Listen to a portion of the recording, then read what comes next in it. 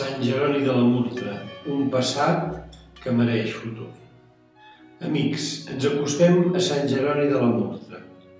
En arribar al monestir, el primer que ens sorprèn és que estant tan a prop de nuclis urbans, ens immergim en un indret plàcid i silenciós, voltat de natura, amb unes plantes pròpies i una fauna específica. Fixem-nos en l'entorn immediat. A poc, i mercès als voluntaris, antics escoltes i els amics de Sant Jeroni de la Murtra, s'ha restaurat la Font del Lleó i també s'està recuperant l'antiga bassa.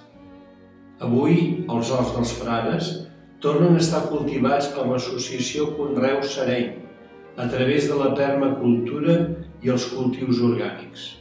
Un treball que ha tingut una dimensió social d'aprenentatge de persones d'altres procedències.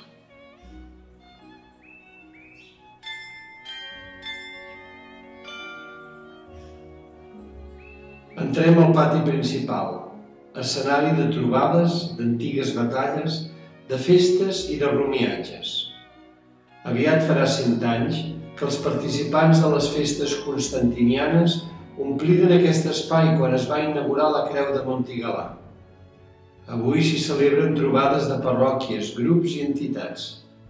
També els voluntaris del monestir hi celebren cada any un dinar festiu. El jardí de Sant Francesc, amb l'antiga pila de batejar dels monjos, és un redós de pau.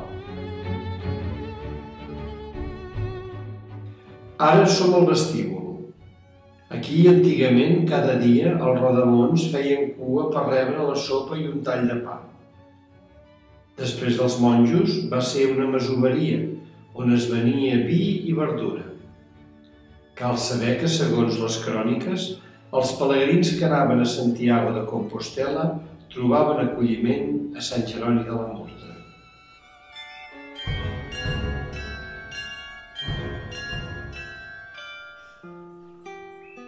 El claustre és la construcció principal i un veritable llibre en pedra del segle XV. Té 3 pisos, l'inferior amb arcs apuntats i amb voltes de creueria que sostenen claus de volta.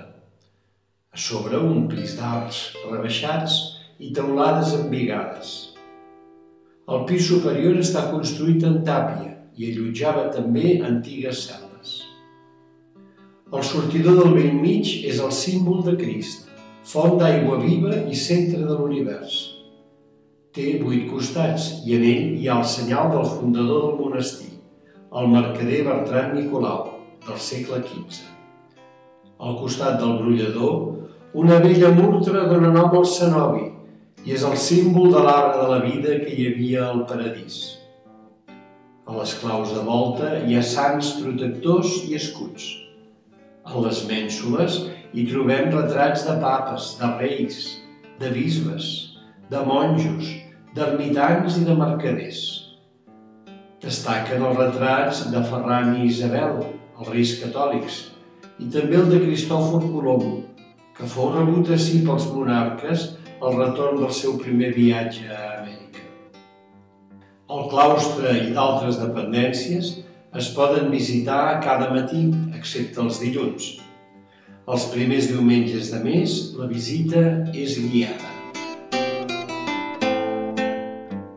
Una porta gòtica ens condueix a l'obra nova. A la planta noble hi trobem la biblioteca, hereva de l'antiga llibreria monàstica, que avui està formada per diversos llegats. Destaquem el del bisbe Joan Carrera, que va ser auxiliar de Barcelona i que comprèn també el seu arxiu, i el del badaloní Josep Maria Riera Milà, que fou teòleg i bibliotecari del monestir. Avui la biblioteca està catalogada i en gran part informatitzada. Sant Jeroni, recollint l'antiga tradició monàstica, avui és lloc de recerca i d'estudi. Hi ha diversos llibres a punt de publicar-se sobre el monestir, un amb belles fotografies inèdites, un altre sobre la crònica de Fra Talet, també la segona edició de la guia i una biografia del bisbe Joan Carrera.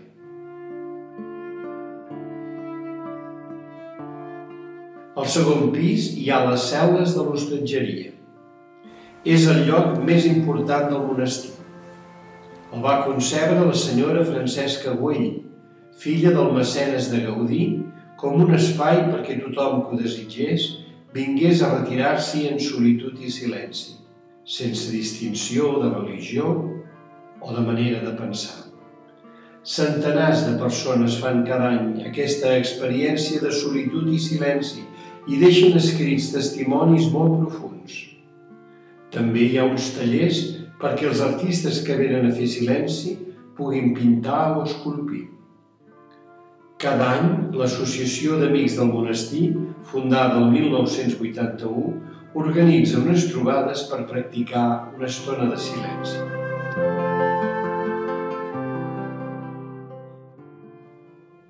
L'antiga església, construïda als segles XV i XVI, avui només està coberta per la volta del cel. Aquí cantaven els jerònims l'ofici diví.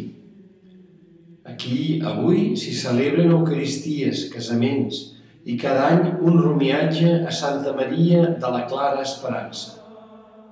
Una altra capella lateral està dedicada a l'Esperit d'Assís, de diàleg interreligiós en favor de la pau que va promoure el beat Joan Pau II. També se celebra culte a l'antiga capella de Sant Sebastià, on es venera l'Ecce Homo, pintat per Francesca Güell, la fundadora de l'àmbit de repòs, amb la pregària «Ment sagrada de Crist, uniu-nos en la veritat».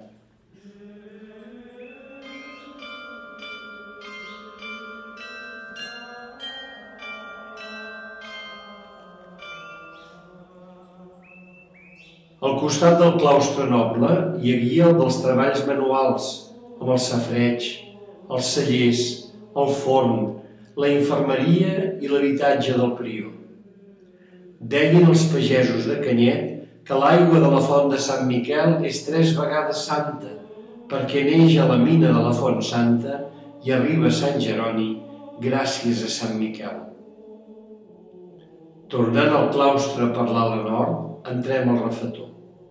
És l'antic menjador dels monjos, on la comunitat menjava en silenci, amb la caputxa posada en senyal d'humilitat, mentre un altre monjo hi llegia des de la trona, com fan encara en molts monestirs. Les claus de volta van ser policromades en temps del rei Joan II de Catalunya-Aragó cap al 1480. Avui al refetor s'hi celebra l'Eucaristia i també, per la seva bona acústica, és un espai per concerts. Cada any hi ha un cicle per a músics joves i un concert organitzat pels Amics de la Música de Badalona. També hi ha trobades a nivell internacional sobre la pau. Al fons del refetor es poden veure els cellers que recorden que durant segles les vinyes van omplir aquesta vall.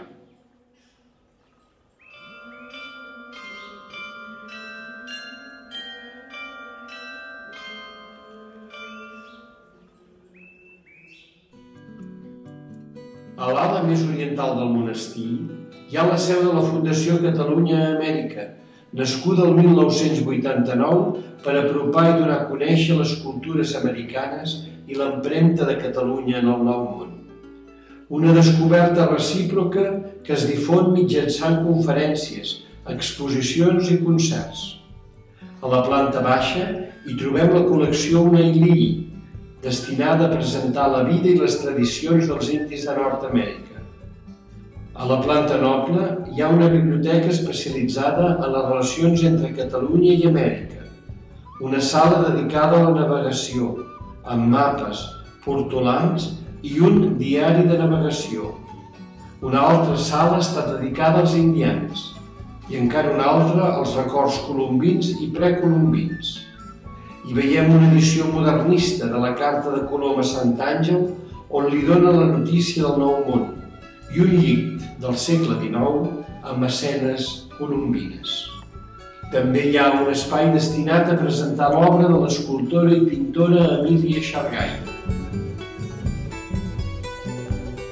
Des de fa anys, cada setmana, un grup de voluntaris va restaurant els mobles que procedeixen de diverses donacions i que serveixen per anar vestint les sales del monestir. També es van fent reformes i restauracions i en l'actualitat s'està elaborant el pla director del monestir.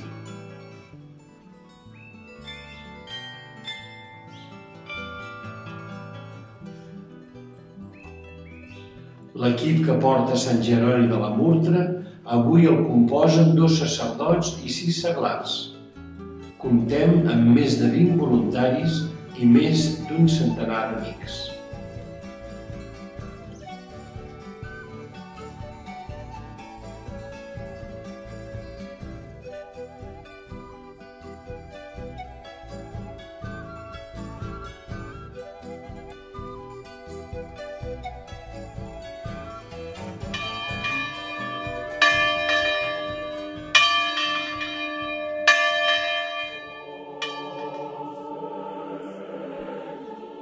La torre prioral és una magnífica construcció de finals del segle XVI, amb un mirador superior.